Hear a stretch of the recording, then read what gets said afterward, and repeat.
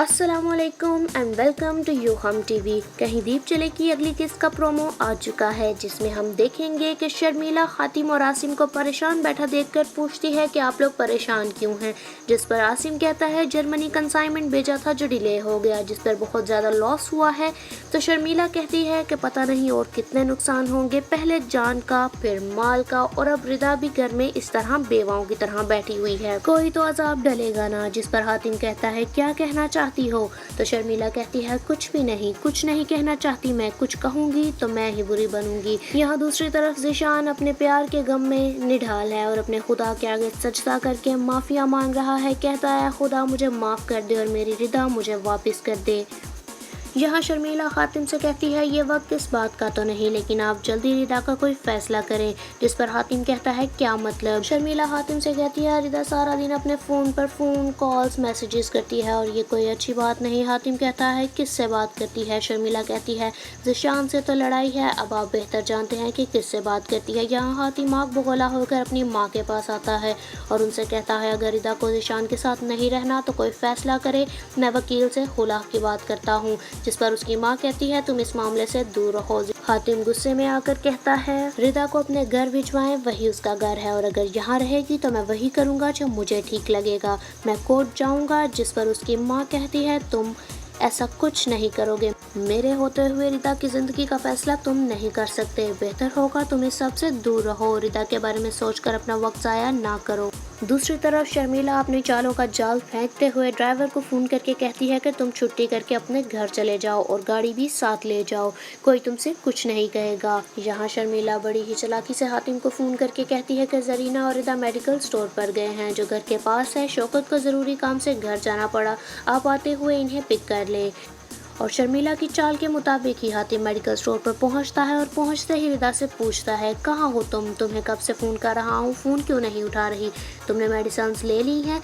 रिदा हैरानगी से इधर उधर देखती है और कहती है जी ले ली हैं, लेकिन आप यहाँ?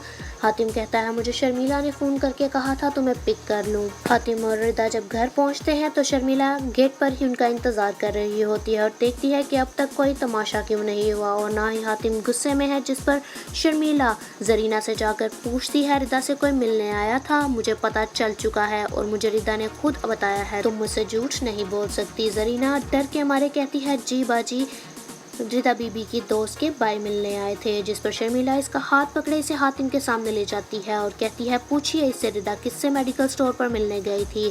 हातिम कहता है क्या मतलब, ये तुम क्या कह रही हो? शर्मिला कहती है मतलब ये कि रिदा मेडिकल स्टोर पर तकीर से मिलने गई थी। हातिम ये सुनते ही आग बगोला हो जाता है और रिदा के पास पहुंच जाता है और इससे पूछता है बताओ कि तुम मेडिकल स्टोर पर किससे मिलने गई? रिदा हातिम का ये रवैया देखकर परेशान हो जाती है और कहती है भाई मैं किसी से मिलने नहीं गई थी। हातिम कहता है झूठ झूठ मत बोलो, बताओ मुझे किससे मिलकर आ रही हो, अपनी इज्जत का ख्याल नहीं तो हमारी इज्जत का ही ख्याल कर लो। हातिम उसे बुरी तरह दबोचता है जिस पर उसकी माँ आकर उसे झटकती है और कहती है मेरी बच्चों को आज तक किसी ने हाथ नहीं लगाया और तुम मेरी रिदा पर हाथ उठा रहे हो। हातिम अपनी माँ पर भी चीखता है और कहता है पूछिए इससे क्यों मिलकर आ रही है उससे, अगर इसे ज़ीशान के साथ नहीं रहना तो खुला ले उससे और तकीर के साथ रहे जाकर हमारी इज्जत क्यों खराब कर रही है, क्यों हमें बदनाम करने पर तुली हुई है। शर्मिला खड़ी ये तमाशा खूब इंजॉय कर रही है। आसिम शर्मिला से कहता है भाभी प्लीज़ आप भाई को अंदर लेकर जाएं। हातिम कहता है मुझे जवाब चाहिए। शर्मिला हातिम को अंदर लेकर जाती है। शर्मिला कहती है प्लीज़ आप चुप कर जाएं, आपकी तबीयत खराब हो जाएगी। हातिम का ये रवैया देखकर उसकी माँ बहुत परेशान होती है और उसे बहुत दुख पहुँचता है। यहाँ हातिम शर्मिला से कहता है कि मुझे ये सब नहीं करना चाहिए था। शर्मिला कहती है आपको क्यों दुख हो रहा है, आपने एक गैरतमंद भाई होने के नाते जो करना चाहिए था वही किया, आपको शर्मिंदा होने की कोई ज़रूरत नहीं। रिदा तकीर को फ़ोन करती है और पूछती है तुम मुझसे मिलने क्यों आए, क्यों मेरी ज़िंदगी को अजाब बना रहे हो? तकीर कहता है मुझे आपके फ़ोन से मैसेज आया था। रिदा कहती है मैंने तुम्हें कोई मैसेज नहीं किया। तकीर कहता है कोई ऐसा आपका अपना ही है जिसकी रसाई आपके फ़ोन तक है और जो मुझे मैसेज कर रहा है जानबूझकर आपको जलील करने के लिए।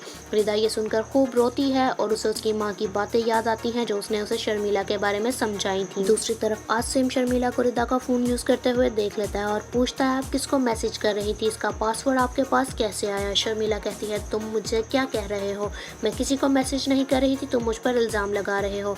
इतने में रिदा वॉशरूम से बाहर आती है और देखती है आसिम रिदा से पूछता है, क्या तुमने इन्हें अपने फ़ोन का पासवर्ड दिया है, जिस पर रिदा हैरानगी से कहती है नहीं।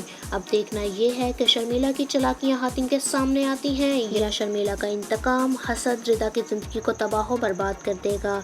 अपनी राय का इजहार कमेंट में ज़रूर कीजिएगा। वीडियो अच्छी लगे तो इसे लाइक कर देना।